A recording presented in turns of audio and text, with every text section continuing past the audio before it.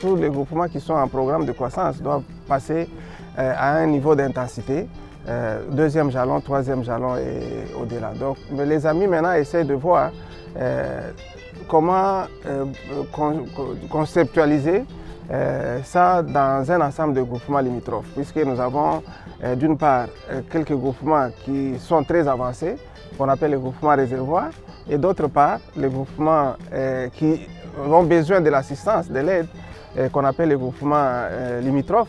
Alors lorsqu'on a conceptualisé le plan sous forme des ensembles de groupements limitrophes, les amis ont commencé maintenant à comprendre comment un groupement suffisamment avancé peut aider les groupements tout autour. Dans les groupements réservoirs de Bukavu, nous avons les groupements limitrophes comme Katana, les groupements de Tirunga, les groupements de Nyangezi et Mudaka. Et ce sont les groupements-là que nous accompagnons de temps en temps. Les amis viennent apprendre à Bukavu ou les amis de Bukavu partent pour aider les groupements limitrophes. Donc tout se fait dans l'objectif d'apprendre. Mais au même moment, nous sommes en train d'apprendre d'eux et aussi sont en train d'apprendre de nous. Et voilà, il n'y a pas l'esprit de supériorité, il n'y a pas l'esprit de dire de ceux qui connaissent, de ceux qui ne connaissent pas. Mais nous tous nous retrouvons que nous sommes dans une communauté unie qui a les mêmes idéaux, les mêmes objectifs à atteindre. Et c'est comme ça que les relations sont vraiment simples, avec amour, dans l'esprit d'apprentissage et avec l'humilité. Et on organise des descentes régulières dans différents groupements limitrophes. Il y a les comités de groupement qui organisent de telles descentes. Ils appellent les amis. Nous formons d'abord les ressources dans différents livres. Et les amis là, après ou avant ou pendant notre étude du livre, et nous pouvons aussi les aider directement à ouvrir des activités de base, et notamment les classes d'enfants. Tout commence d'abord par une conversation.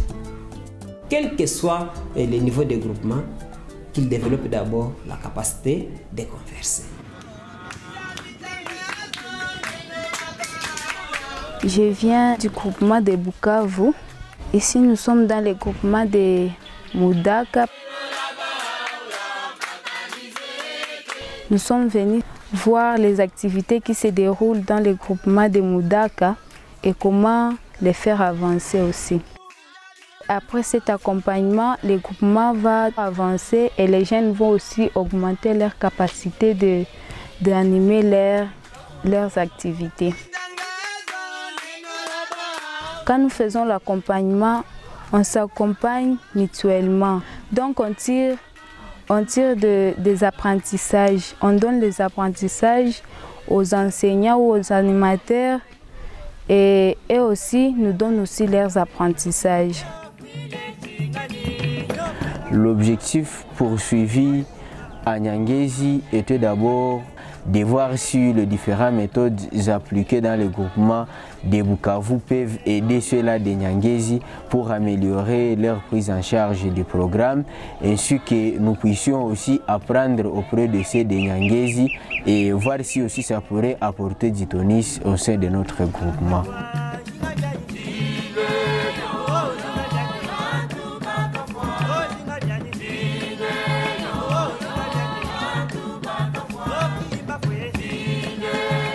Les enseignements de Bahá'u'lláh ne visent que cela pour instaurer ou hisser l'étendard de l'unité, amener un nouvel ordre mondial. On ne peut pas comparer un groupement à un autre.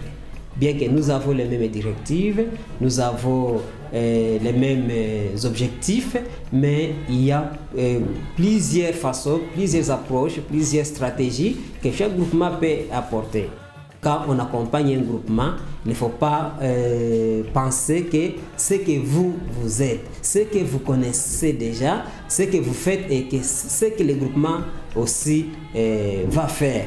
Mais il faut seulement aider le groupement à voir sa propre réalité, à lire, à faire sa lecture, la lecture de sa communauté, à voir ses forces, ses défis et les possibilités qui sont au milieu de ça, qui peuvent les permettre à ce que ces groupements puissent aussi avancer.